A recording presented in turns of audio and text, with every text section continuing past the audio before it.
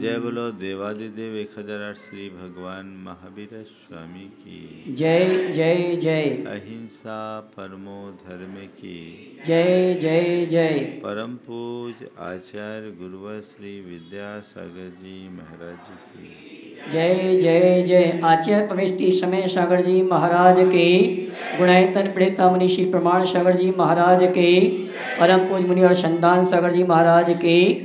नमोस्तु गुरुवर, नमोस्तु। एक भक्त किसी संत के चरणों में 1 महीने से लगातार एक पैर पर खड़ा होकर सेवा कर रहा था। संत उसकी सेवा से प्रसन्न हो उठे। एक दिन उसे बुलाकर कहा,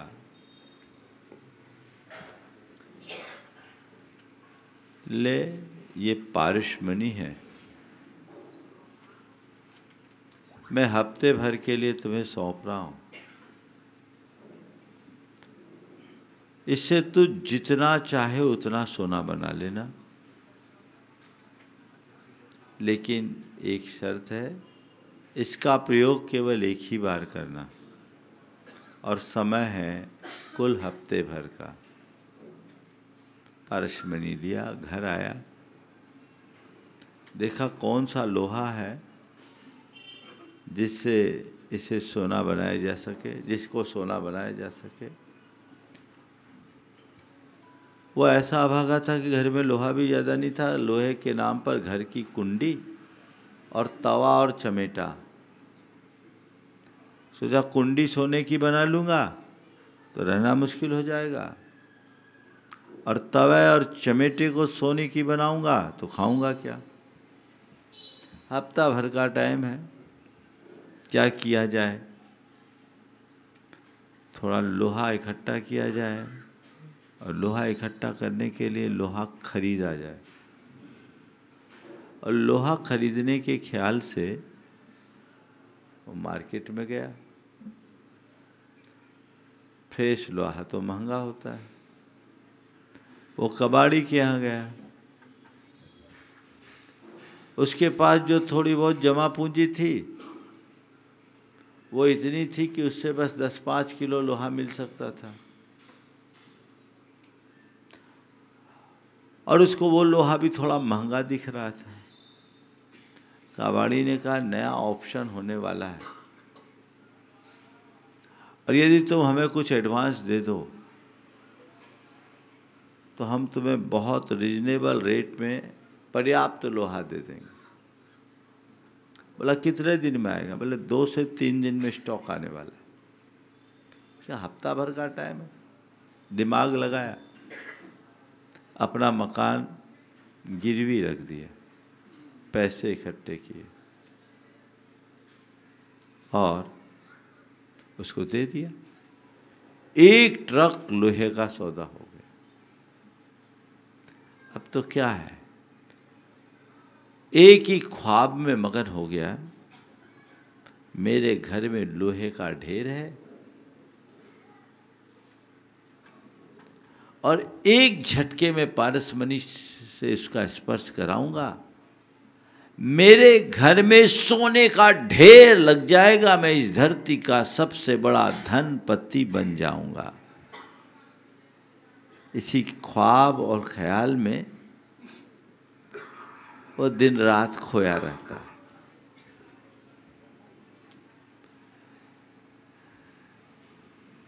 व्यापारी ने 3 दिन का कमिटमेंट किया था, 6 दिन बीत गए। आजकल गाड़ी आने वाली है, गाड़ी आने वाली है, गाड़ी आने वाली है, इसी चक्कर में लगा रहा। 7 दिन बीत गए, उसकी गाड़ी नहीं आ पाई। संत उसके दरवाजे पर आ गए। उसकी गाड़ी न आ पाई, संत उसके दरवाजे पर आ गए। संत ने कहा, ला मेरी पारिश्रमणी वापस ला। बोले गुरुदेव, अभी तक तो हम उससे सोना बना ही नहीं पाए। बोले क्यों नहीं बना पाए? बोले लोहा महंगा था, सस्ता का इंतजार कर रहे थे। गुरुदेव 1 दिन की मोहलत दे दीजिए।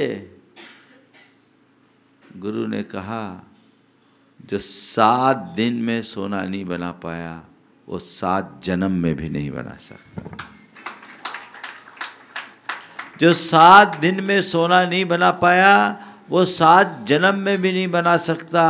तेरा भाग्य ही खोटा है। तुझे इतना अच्छा अवसर मिला पर तू उस अवसर को पहचान नहीं पाया, अवसर का लाभ नहीं उठा पाया। अब तेरे जैसे अभागे के लिए और कोई उपाय नहीं। ला मेरी पारस मणि वापस ला।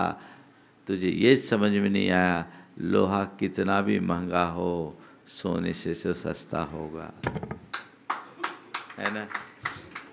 हम सबको उस व्यक्ति पर थोड़ी तरस आ रही होगी, है ना, पर वो व्यक्ति कौन है?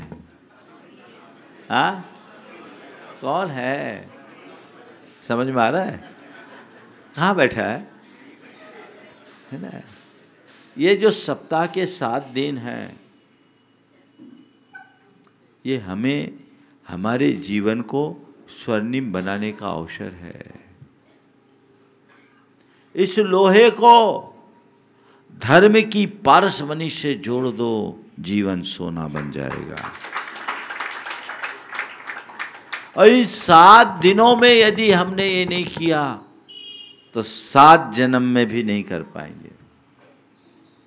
कहने को हमारे पास सुदीर्घ जीवन है पर जीने को केवल 7 दिन ही है ना। इन्हीं 7 दिन में कभी भी मौत आएगी, कहेगी ला वापस ला, सारा हिसाब किताब खत्म। कभी लगता है कि मेरा जीवन कितना दुर्लभ है, मुझे कितनी कठिनाई से ये जीवन मिला है। आज 4 बातें आप सबसे करूँगा। अवसर मिलना, अवसर खोना, अवसर तलाशना, अवसर का लाभ उठाना, चारों में अवसर है। अवसर बहुत कठिनाई से मिलता है। अच्छे अवसर जीवन में यदा कदा ही आते हैं, सबको अनुभव है। थोड़ा फ्लैशबैक में जाके देखिए, आप पाएंगे आपको अपने जीवन में कई बार अच्छे अवसर मिले। थोड़ा पीछे जाके देखिए, देखने की कोशिश कीजिए। ऐसे अवसर जिन्हें आप गोल्डन चांस के रूप में भी देख सकते हैं, मिले,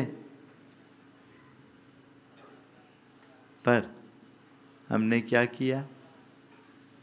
उसका लाभ उठाया या यूं ही खो दिया? जो मनुष्य प्राप्त अवसरों का लाभ उठाना नहीं जानता उसके जीवन में फिर कभी अच्छे अवसर नहीं आते। जो अवसर मिला है उसका लाभ उठाओ। ये मनुष्य जन्म ही एक अवसर है। किसका अवसर है? कल्याण का। जगत जलधि से पार उतरने को अद्भुत नौका है। मानव भाव शाश्वत सुख पाने का अद्भुत मौका है। जगत जलधि से पार उतरने को अद्भुत नौका है। मानव भाव शाश्वत सुख पाने का अद्भुत मौका है। जाग जाग हे ज्योतिपुंज, जाग जाग हे ज्योतिपुंज, यह अवसर बीता जाता, जो क्षण गया गया वापस, फिर लौट कभी नहीं आता। इस बात को याद रखो। लगता है कि हमें एक बहुत सुनहरा मौका मिला है। बोलो, लगता है? महाराज जब आप लोग प्रवचनों में कहते हो या कभी शास्त्रों के पन्ने पलटते हो उतनी देर लगता है, बाकी टाइम में तो ये मनुष्य जीवन आत्म कल्याण का अवसर है,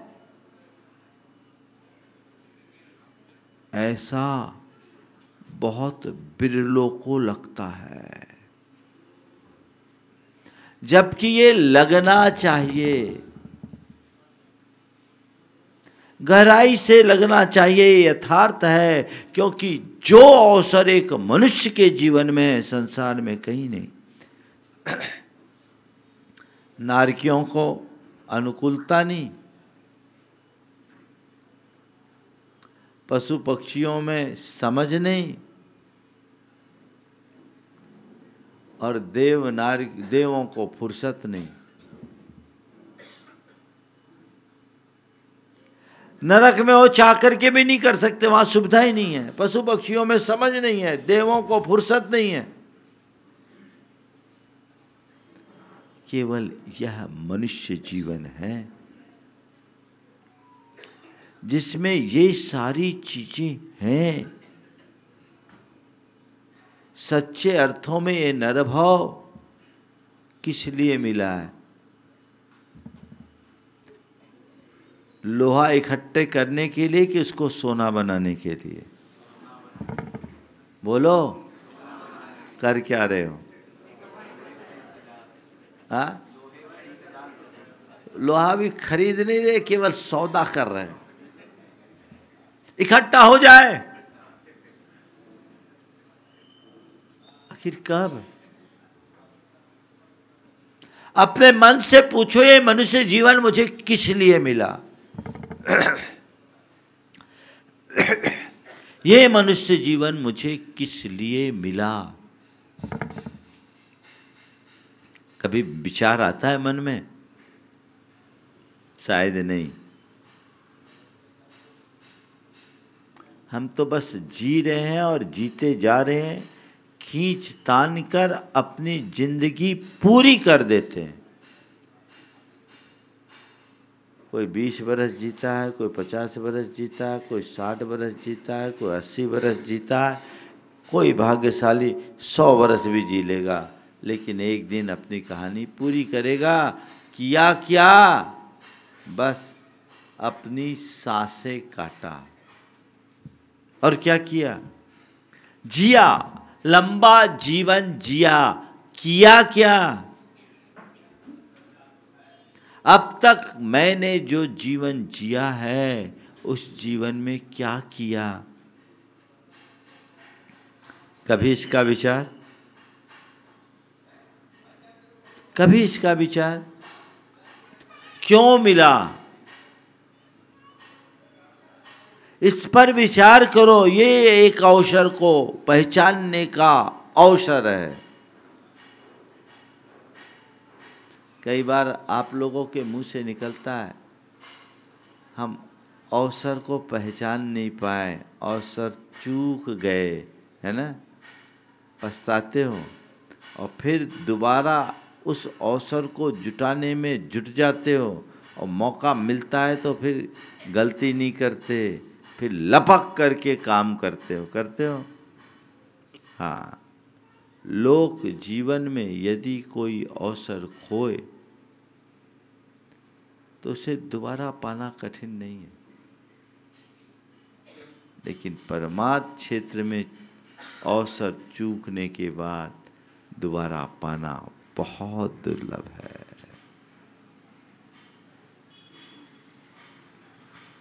आप लोग ये पंक्तियां दोहराते हो, ई श्रावक पर्याय सुकुल सुनबो जिनवानी, या विधि गए न मिलहि सुमनि ज्यो उदधि समानी। इन पंक्तियों पर कभी विचार करने का मन होता है? एक बार ये नरभाव हाथ से चला गया तो कब मिलेगा? कभी विचार किया? अभी तो सब इस भ्रम में जी रहे हैं कि हमारा तो कांटेक्ट है, हर भाव में हम मनुष्य ही बनेंगे, बनेंगे तो फिर आदमी बनेंगे, और अभी जैसे उससे और अच्छे बनेंगे, कम नहीं बनेंगे। बस यही भ्रम है। इस भ्रम का निवारण कीजिए। आज अगर हम अपने इस मनुष्य भाव को सार्थक करने का कोई सुप्रयत्न करते हैं, तब आगे रास्ता ठीक होगा। अवसर है, अवसर को पहचानिए, अवसर का लाभ उठाइए। मिला हुआ अवसर है, कितने भाग्यशाली हो। कल मैंने आप सबसे कहा था, आप सब भाग्यशाली हो। इस भाग्य को सौभाग्य में बदलो। जो अवसर का लाभ उठाते हैं, सच्चे अर्थों में उनका ही भाग्य सौभाग्य में परिवर्तित होता है। एक आचार्य ने लिखा, ये मनुष्य जन्म किस लिए मिला? धन पैसा जोड़ने के लिए? बोले नहीं। रमणियों में रमने के लिए? बोला नहीं। मौज मस्ती करने के लिए? बोला नहीं। परिवार परिजन में उलझने के लिए? बोला नहीं। किस काम के लिए मिला? आत्मा के उद्धार के लिए मिला। जगत जल्दी से पार उतरने के लिए मिला। इस चीज को पहचानो।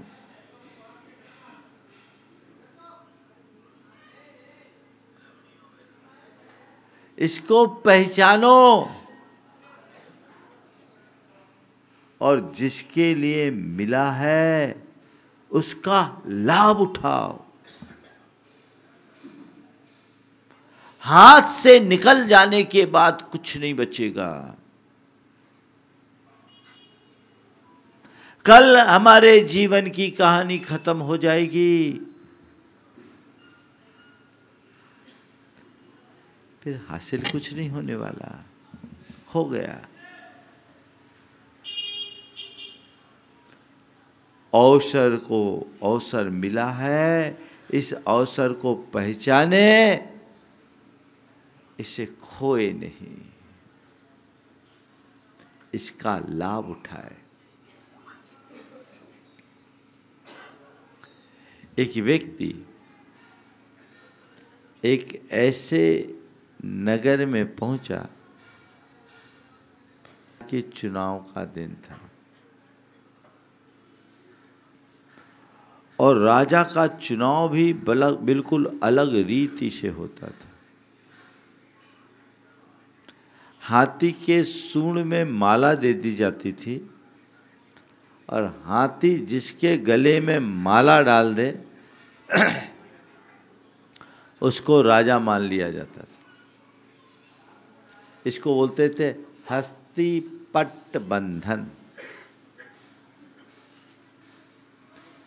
संयोग से उस व्यक्ति के गले में हाथी ने माला डाल दिया। जैसी माला डाली गई, जनता ने हर्ष विभोर होकर उसका स्वागत किया और उसे वहां का राजा घोषित कर दिया गया। यह भी कुछ पल के लिए मन ही मन बड़ा प्रसन्न हुआ,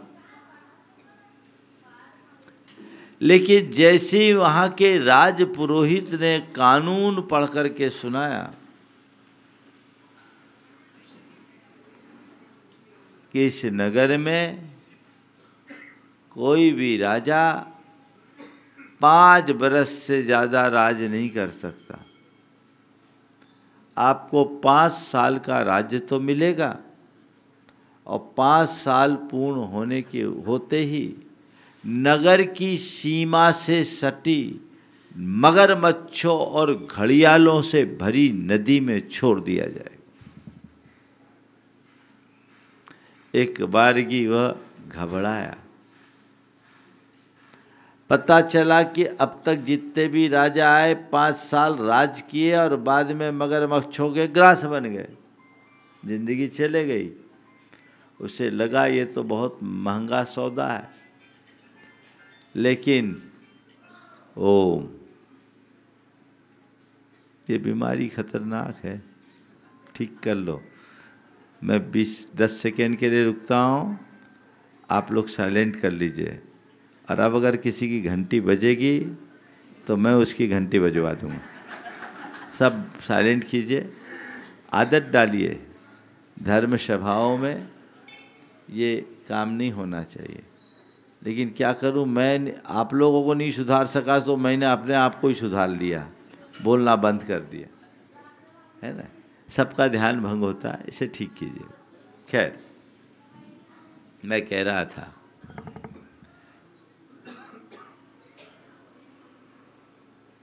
लोगों से पता चला अभी तक जितने भी राजा आए हैं 5 साल राज किए और बाद में सबको मगरमच्छों का घास बनना पड़ा। पर उसने सोचा 5 बरस है, 1-2 दिन नहीं, चलो देखते हैं। वो राज्यासीन हुआ। उसने इतना अच्छा सुशासन किया कि राज गद्दी पर ही नहीं, जनता के हृदय में भी उसका राज्य स्थापित हो गया। हर व्यक्ति के जुबान पर उसका नाम आ गया। सबके मुख से एक ही बात निकलने लगी, ऐसा राजा तो आज तक नहीं मिला। 100 वर्ष के लोग वहाँ जीवित थे। उनने कहा हमने जब से होश संभाला ऐसा राजा नहीं मिला। अद्भुत राज्य। जैसे जैसे समय आगे बढ़ा, 5 वर्ष निकट आने को हुए, जनता में घबराहट और बेचैनी होने लगी कि अब हमें अपने प्राण प्यारे राजा को खोना पड़ेगा।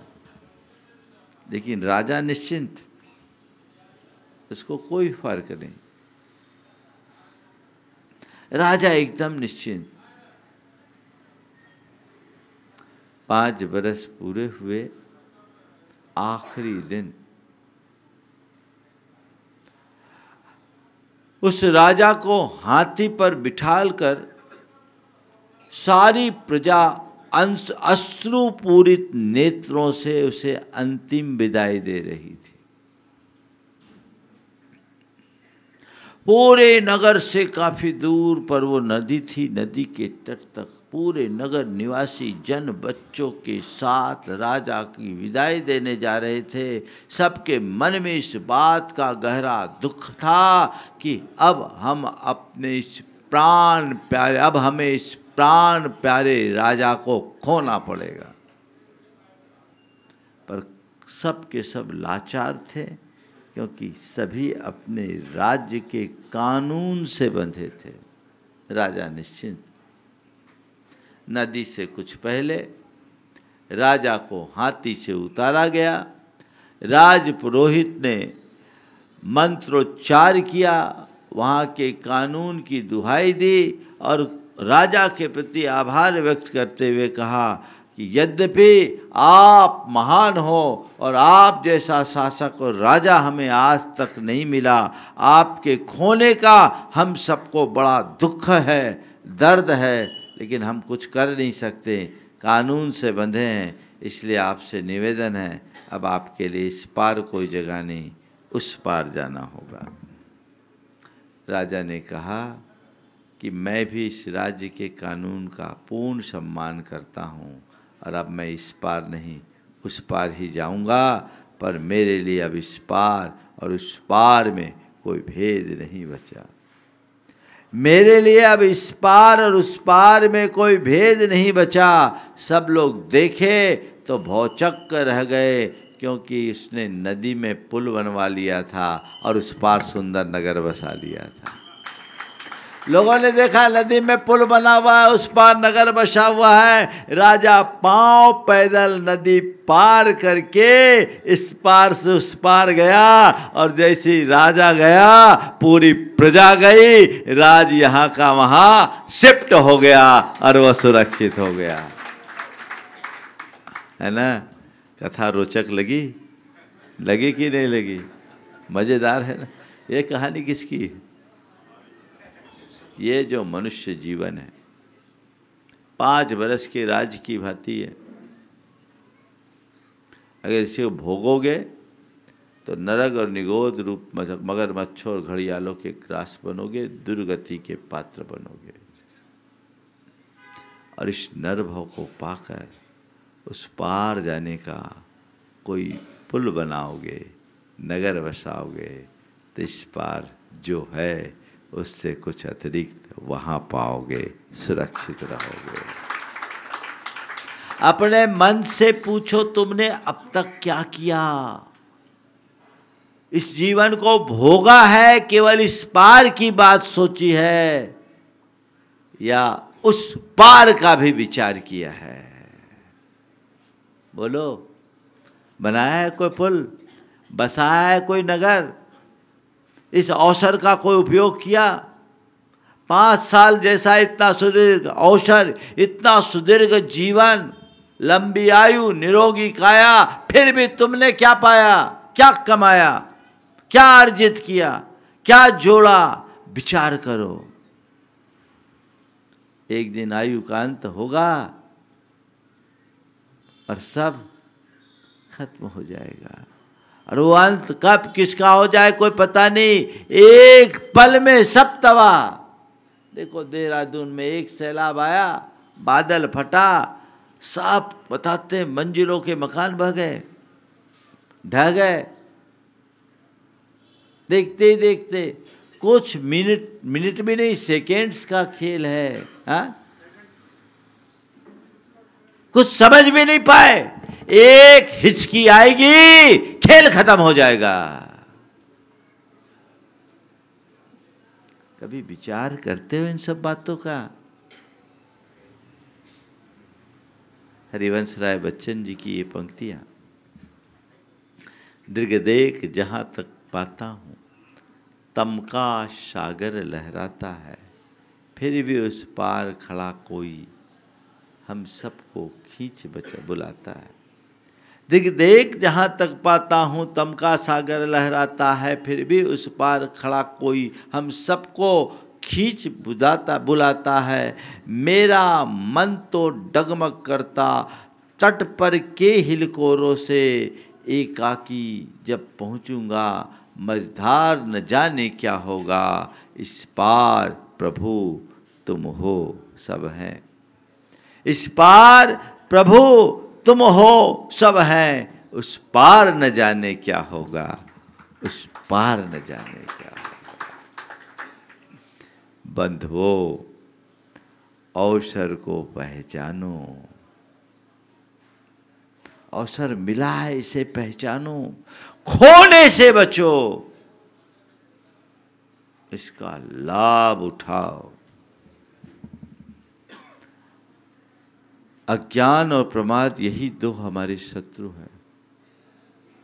अज्ञान हमें पहचानने नहीं देता और प्रमाद हमें कुछ करने नहीं देता। जब तक अज्ञान हावी होगा तुम अवसर को पहचान नहीं पाओगे, और प्रमाद होगा तो पहचानने के बाद भी उसका लाभ नहीं उठा पाओगे, वो कुछ करने नहीं देगा। हाँ ठीक है, कर लेंगे, फिर कर लेंगे, फिर कर लेंगे, फिर कर लेंगे, है ना? कब कर लेंगे? फिर कर लेंगे, फिर कर लेंगे, फिर नहीं होता, फुर जरूर हो जाता। क्या होता है? फुर हो गया ना। वो कब फुर होगा पता है? फिर क्या? इसलिए फिर से बाहर निकलो। फिर नहीं, अभी, तुरंत, जब करना है तब, जब जागो तब सवेरा। उक्ति को चरितार्थ करो। आत्मज्ञान अंतर दिख जाए, जीवन की दिशा बदल जाती है।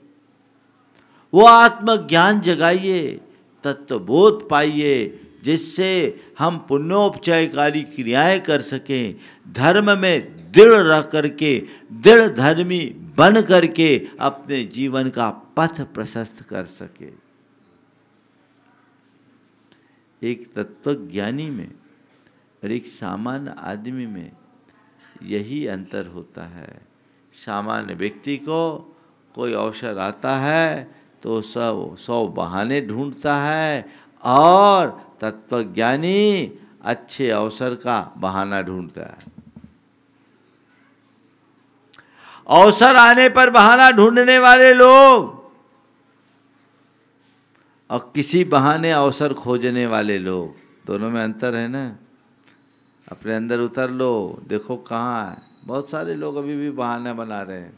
अब क्या करें, हम चाहते तो हैं, अब हमारे सामने ये समस्या आ रही है, वो समस्या आ रही है, ये करना है, वो करना है। 50 बहाने वही बनाते रहोगे। मैं पूछता हूँ, जीवन में कोई आपत्ति विपत्ति आ जाती है, अचानक कोई अर्जेंसी आ जाती है, तो फिर क्या बहाना बनाते हो? कुछ चलता है? वहाँ कोई सुनवाई होती है? एक झटके में सारा खेल बिगड़ जाता है। होता है, भुगतना भी पड़ता है ना। आप एक्सेप्ट भी करते हो। परमार्थ में क्यों पीछे? कल मुझसे एक भाई बोल रहा था, महाराज जी विधान प्रीपोन्ड हो गया, दिवाली का सीजन है, विधान में हम कैसे बैठेंगे? बोले सीजन पहली बार आएगा क्या? हर साल आता है, पर विधान हर साल नहीं मिलता, इस बात को ध्यान रखो। और मैंने कहा तुम सीजन की बात कर तो ये बताओ, 11 बजे के पहले किसकी दुकान खुलती, कौन सा सीजन है? ये दिमाग में सीजन तुमने तुम्हारे दिमाग को सीज कर रखा है, बदलो। हमें क्या करना है ये तय कर लो, बहाना खत्म। जो करना है सो करना है, ये मेरी प्राथमिकता बननी चाहिए। अवसर का लाभ उठाना है, ये सब तो लगा ही रहेगा। मुझे इन्हीं व्यवस्थाओं में अपने आप को व्यवस्थित करना है। व्यक्ति जब अपने जीवन की समस्याओं और मजबूरियों को देखता है तो मजबूर ही बने रहता है, और जीवन के ध्येय को देखता है, सारी मजबूरियां भाग जाती है।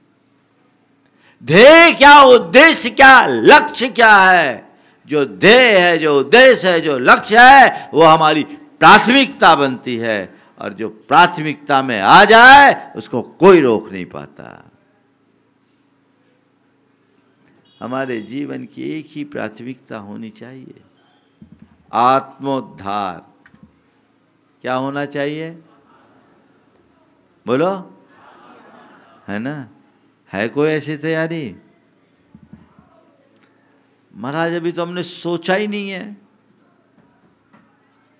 आप लोग सोचते भी आत्मोद्धार की, पर क्या होता है सबसे आखिरी में। अभी है, एक बच्चा है, पढ़ाई करेंगे, है ना, अच्छे से पढ़ाई करेंगे, कॉम्पिटिटिव एग्ज़ाम में बैठेंगे, अच्छी जॉब पाएंगे, अच्छी जॉब पाने के बाद अच्छी सी लड़की से शादी करेंगे, फिर बच्चे पैदा करेंगे, पैसा कमाएंगे, अपना घर बनाएंगे, समाज में अपनी छवि बनाएंगे, अपनी प्रतिष्ठा बनाएंगे, समाज में अपना नाम कमाएंगे, अपनी पहचान बनाएंगे, और ये सब कुछ करके, सब कुछ होने के बाद फिर अंत में अपना आत्मकल्याण करेंगे। ये है ना, आखिरी में अपना आत्मकल्याण करेंगे। तुम्हें पता है मेरी आखिरी कब है? तो मैं सबको कह दूंगा ठीक है, उसी डेट तक के लिए कर लेना, एग्रीमेंट कर लो। है पता? बोलो।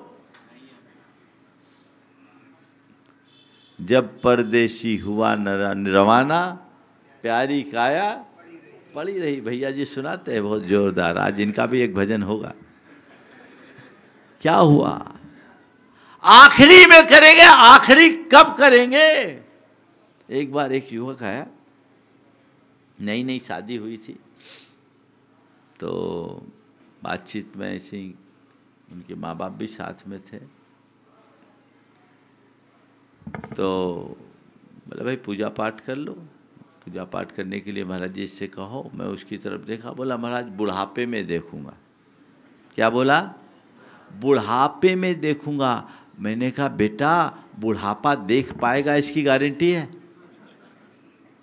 वो कह रहा बुढ़ापे में देखूंगा, तो बुढ़ापे में देखने की बात कर रहा, बुढ़ापे को देख पाएगा इसकी गारंटी है?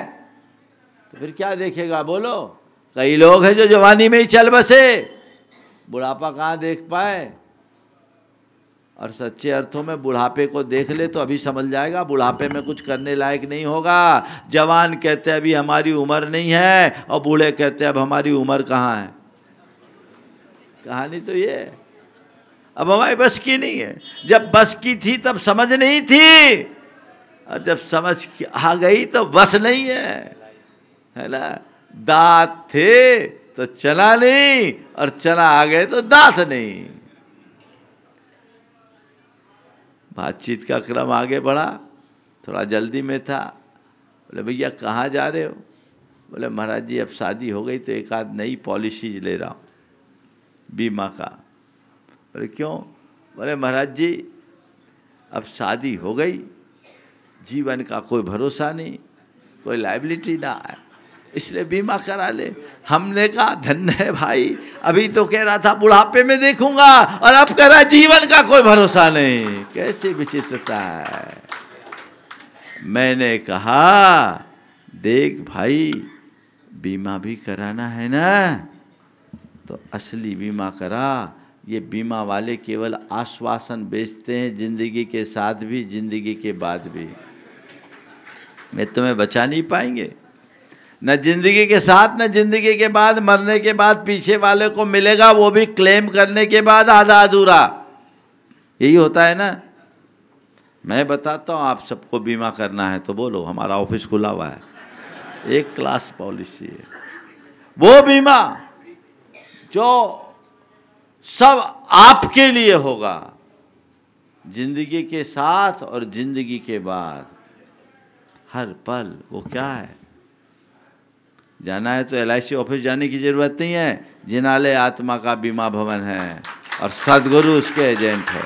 हमने ढेर सारी धर्म की पॉलिसियां ले रखी, उसको अपनाओ। ये जो होगा, यहाँ जो बीमा कराएगा, उसका अपना जीवन बनेगा। उसको देखो, उसको पहचानो। व्यर्थ की बातों में उलझने की जगह परमार्थ में अपनी बुद्धि को नियोजित कीजिए, जिससे जीवन में कुछ सार घटित हो। ये अंदर का मनोभाव होना चाहिए, भीतर की प्रेरणा जगनी चाहिए, तो वो भाव जग जाए, अपने आप आगे बढ़ेंगे। आपको कुछ कहने की ज़रूरत नहीं होगी। आप धर्म के कार्यों में आगे बढ़ेंगे और अपने भावों और विचारों में पवित्रता लाएंगे। आप पुण्य भी अर्जित करेंगे और जीवन को पुण्य भी बनाएंगे। पाप को काटेंगे भी और पाप को त्यागेंगे भी। ये सारी चीज़ें जब एक साथ जुड़ने लगती है तो जीवन चमत्कृत होता है। सबके जीवन में ऐसा ही मंगल हो, सभी का जीवन चमत्कृत हो, ये मनोभाव रखना चाहिए। मैं बहुत से ऐसे लोगों को जानता हूँ जो अच्छे अवसर की केवल बाट जोहते हैं। मौका आए मुझे करना ही है। बंधुओं, आप गृहस्थों के लिए अपने जीवन के अवसर का 4 माध्यम से लाभ उठाना चाहिए: दान, पूजा, शील और उपवास। ये एकदम आरंभिक चीज़ें हैं। शक्ति के अनुसार दान दो, भगवान की पूजा करो, शील संयम का पालन करो और उपवास करो। ये गृहस्थ जीवन की व्यवस्था है। और लक्ष्य रखो सन्यास का, वानप्रस्थी बनते हुए सन्यास। लेकिन जब बनेंगे तब बनेंगे। अभी मैं भी नहीं कहता कि तुम साधु बन जाओ, साधु बनोगे तो पीछे वाले की व्यवस्था कौन देखेगा, लेकिन साधु बन पाए या ना बन पाए, सज्जन जरूर बने, ये हमारे जीवन का लक्ष्य होना चाहिए। आत्मकल्याण का मार्ग यही है। ऐसे मौके जब भी आए, जहाँ भी आए, तत्परता से जुटे। आज अपने बीच प्रकाश जी, ज्योति जी अखावत, उदयपुर का बड़ा उदार परिवार। कहीं भी कोई भी मौका आता है, पहले से सोच के आते कि हमें जा रहे हैं तो कुछ करके आना है। कुछ लोगों को मसकना पड़ता है ना। और कुछ लोग हैं वो खोजते हैं कब मौका आए और मैं ये काम करूं। तो मैं आप सबसे इतना ही कहूँगा कि अपने जीवन में हमेशा जब भी कोई मौका आए नहीं, मौका खोजो। कौन सा मौका है जिससे मैं अपने समय का, मैं अपनी शक्ति का, मैं अपने संसाधन का सदव्यय कर सकूं, लाभ उठा सकूं, वही मेरे काम का है। जब तक मैं सक्रिय गृहस्थी में हूँ, दान पूजा शील और उपवास में तत्पर रहूँ, और जब निवृत्ति के मार्ग में जाऊँ, त्याग संयम के रास्ते को अंगीकार करते हुए परमार्थ में लगूं और अंत संन्यास के साथ संपन्न करूं, जिससे ये नरभाव सार्थक हो सके। ये प्रयास करना चाहिए। अभी भैया जी ने आप लोगों के लिए एक अवसर की बात की, ये भी एक गोल्डन अपॉर्चुनिटी है। अब देखते हैं इसमें कौन कौन लाभ उठा रहा है और कौन लोहा सस्ता होने का इंतजार कर रहा है। बोलिए अहिंसा परमो धर्म की जय जय जय।